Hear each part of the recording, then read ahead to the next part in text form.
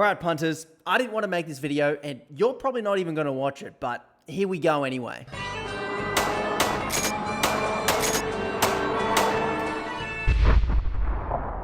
Oi, while you're there, if you could just give the channel a sub, the video a like, cheers punt. Anyway, on with it. I have been accused by some people on YouTube who will remain nameless of being a whinge merchant that is only making outrage clickbait to get clicks, views, and money.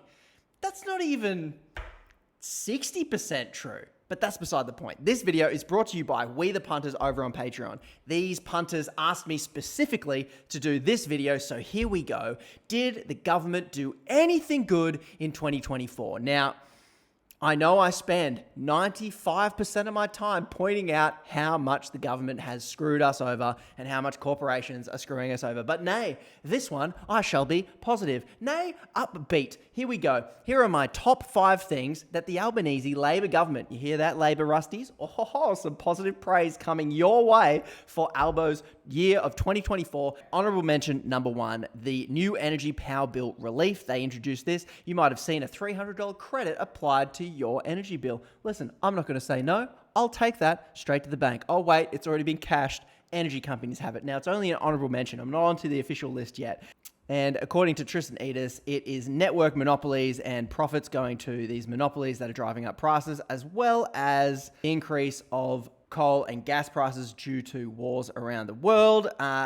But the real reason that energy prices are expensive is because, okay, gas prices has gone up, but it shouldn't affect us, except it does, because I've said it a million times before, the government is exporting all of our gas. So anyway, the reason why this is an honourable mention, got to keep it positive, stay on message, is because, listen, this is nice, I'll take it, but it does zero to address the root causes of why we are so screwed when it comes to energy, namely letting gas cartels export all of our gas for billions of dollars, giving us bugger all. But that's not, this video is not about that. So honourable mention number 2 is the government just wiped $3 billion off student debt for 3 million Australians. Full disclosure, I am one of those 3 million Australians. So the government passed a bill that changed the indexation when Australia had high inflation. It was 7.1%, which is crazy. So everyone's HEX debt went up 7.1%, which is not nothing. The government reduced it to 3.2. So it sounds like honourable mentions like, oh, we're wiping it. No, you're just not absolutely screwing us with inflation. And once again, I'll take it. And on the same topic, Albo has indicated he wants to wipe 20% off student debts. Once again, I'll take it. But he's dangling it as a carrot for the next election to try and get millennials to vote for him. Will it work? I don't know. I would take a 20% discount on my exorbitant HEX debt. Let me know in the comments below if you would like that or not. Let's get started. My official list. Coming in at number 5, we have Anthony Albanese introduced a long-awaited National Anti-Corruption Commission. You know what sucks? Corrupt politicians. You know what stops them? People who look into the corruption that they do, and that is a National Anti-Corruption Commission. It was criticised when it was introduced because they deliberately, in cahoots with the Liberal Party members, deliberately took out public hearings, which many people say that for the Commission to get the trust of the Australian people, we need to be able to debate and see what the hell is going on with politicians. I personally think, yes, we should see what the bloody hell is going on so that we can trust this body. If it's behind closed doors, how do we know we can trust it? So, come into some controversy with Commissioner Brenton failed to remove himself from the NAC's handling of the robo-debt matter, despite an admission that of the 6 people referred to the Royal Commission under the robo-debt scheme, one of these people was well known to him. He did not recuse himself from that decision. So when they came to the final decision not to prosecute anyone for the robo-debt scam that went on, now everyone's questioning whether the NAC is truly independent and effective. I wonder if anyone predicted this. Oh, wait, the people saying you need public hearings so we can see what the bloody hell is going on and judge for ourselves if it's effective or not. Anyway, that is number 5. It's better to have this than nothing. Is it perfect? No, but it is also too early to say if the NAC has lived up to its promise. Boy, I hope it does, but it isn't looking promising. Okay, on to number 4. We have money laundering laws finally introduced into Parliament. Now, no one's paying attention to this, but I was. And it has been 17 years, like 17 years ago, money laundering laws were introduced in Australia in one batch. And they said they were going to bring in another batch. But the first batch of money laundering laws, funnily enough, excluded real estate agents, lawyers, and accountants from adhering to the anti-money laundering and terror financing rules. What the hell? And so this made Australia awash with dirty money. And for 17 years, we have waited for the government to close these loopholes. Australia first agreed to apply Tranche 2, which just passed now in 2024, in 2006, but they did bugger all. It was these anti-money laundering laws were lobbied against heavily by real estate agents, accounting professionals, lawyers. This was successful in delaying these laws coming in for, they delayed it 1, 2, 3, 4, 5 times. And as a result, Australian property became a sanctuary for money launderers, particularly from China. So Australia has finally passed these money laundering laws that they agreed to in the global community. They agreed they would do it. They finally did it. And guess who voted against them? No surprises there. The Liberal Party. Have they slipped in any loopholes? I don't know, but I have it on good authority that Michael West here is looking into it, and I will update you whether they have allowed any loopholes to go through. But given the Libs voted against it, maybe they haven't. I don't know. Wait and see.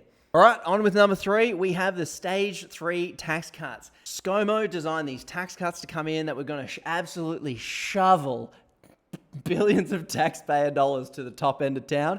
Albo comes in, he's a bit wedged. If he gets rid of the tax cuts, then Dutton gets to say, oh, you want to raise our taxes. But if he lets it go through, then everyone else is like, oi, you're giving all our tax dollars to the top end of town. So Albo comes in, rejigs them a little bit, and all you need to know is that the low, middle, and high middle ended up getting all the money, and the high income, high, only got half the tax cut that they were expecting. So most Aussies, 90% of Aussies, are better off out of this plan. If you're one of those privileged punters that are in this category here, sorry, better luck next time. You did lose out, but everyone else, I think this was a change for the better. There's a lot of debate around tax cuts being the best way to spend government money because it is a way of spending it. If you're not going to collect that revenue and you're going to spend it by giving it back, but that's beyond the scope of this video. Even if it's pennies for the poor, I'll take it. Cheers, punt. Number 2 is the aged care reform. Another thing that young punts like me don't pay attention to and don't care about and won't care about for another 40 or so years. But, you know, look at me looking at the future. These aged care reforms were very much needed and they got passed and they got through. So why did we need them? Well, I don't know if you remember, but 2 years ago, there was a damning aged care audit reveals abuse and neglect in residents across Australia. So whether you're old or young, abuse in our aged care system is horrible and we probably should do something about it to fix it. They had a Royal Commission, they looked into it, it made recommendations, and as a result, it made recommendations pointing out things like we have a highly fragmented and poorly communicated aged care sector, so that sucks. Demand for healthcare support staff is increased, pay and conditions remain poor for the workforce, and they're relatively untrained staff, higher likelihood of abuse and neglect, especially when you're understaffed as well, undertrained. So that means older people either don't get the care or they are at risk of increased neglect, malnutrition, and avoidable hospital admissions and a poorer quality of life. Sounds horrible. Let's do something about it. Albo did.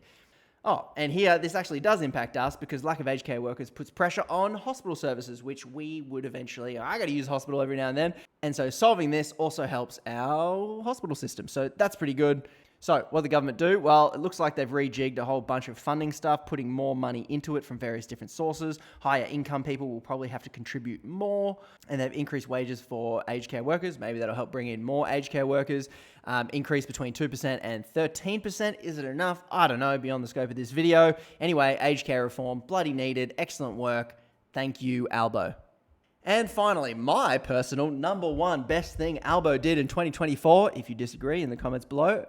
Also, feel free to add the things that you think the government did well in 2024. Hey, we can be positive at least one time on the internet. My number 1 is real wage growth for the first time in nearly 3 years. And when we're looking at these graphs here, it's kind of even been longer than that. So I don't know, all these statistics get above my pay grade really quickly. As we're looking at the wage price index here, we've got, this is like the different growth each year. And if you have a look at this line here, about 2013, I don't know who got in government around then, we can see the growth slowing off and just stagnating. Now remember, 1 and 2%, inflation's like at 3%. So any wage growth below 3%, we punts are going backwards. So for 10 years, 13, 14, 15, 16, 17, 18, 19, 20, and obviously that was the C word there, I won't say it on YouTube, might derate my video. It just absolutely fell off a cliff here. And then someone else got elected, Albo, and boom, all of a sudden we're seeing 2, 3, 4% finally. Wages are growing faster than inflation, which means we're kind of getting ahead. But we have just suffered a decade of going backwards. So wages are growing faster than inflation. That's fantastic. That hasn't happened in a long time. But workers are $8,000 worse off than 3 years ago. And that is because of what seems to be a deliberate suppression of workers' wages. Now, I'm not going to go into, because it's government spending and it's government workers pushing up their wages, whatever it is. Whatever it is, the lines on the graph now look better than the lines on the graph before. That's what I'm judging this on. And that's good enough for me.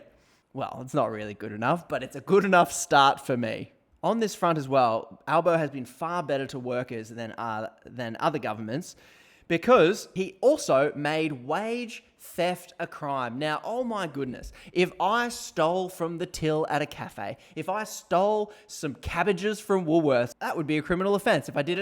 If I stole enough stuff, I would be in jail because that's a crime. But apparently, up until now, it wasn't a crime for corporations to underpay, even deliberately underpay their workers. This wasn't a crime. They would have to pursue the matter civilly, but not criminally. So that is a good move, surely is it not? That finally, stealing from your workers is a crime. Deliberate wage theft becomes a crime because guess what? Woolworths, Chat Time, never heard of that. Qantas, NAB, BHP, 7-Eleven, and the ABC, bloody hell, have been caught stealing wages. Now, that can be, inadvertent, we didn't know, we accidentally underpaid. But some of these ones, the 7-Eleven one is one that I'm thinking of, potentially the NAB ones. Some of these, the most profitable corporations Australia has, Woolworths, getting busted for stiffing, look at these numbers.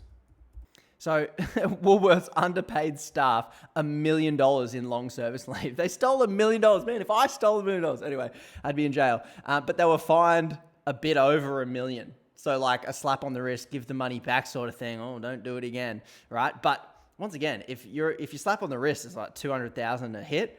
Why wouldn't you just do it again? Because when you pay workers less, your profits go up. Go figure. So now with these laws, Fair Work will be able to go after corporations that do this using criminal laws, as you bloody well should. Seems pretty obvious, but guess who's against it? You guessed correctly, big business lobbyists. One business lobby group has slammed these rules as an extra burden on poor business owners that just want to do the right thing.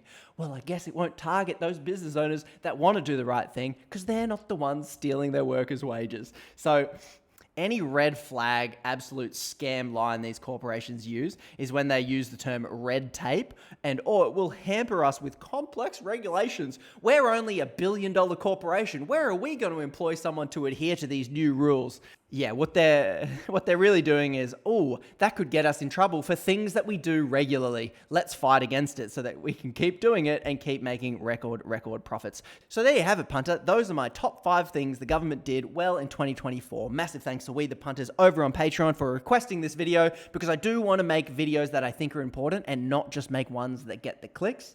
So if you want to show your support, head over there, give the video a like, the channel a sub. And if you really like what I'm doing, you can head to punterspolitics.com, pick yourself up a t-shirt. That really helps support the channel. And I catch you in the next video. Cheers, punts.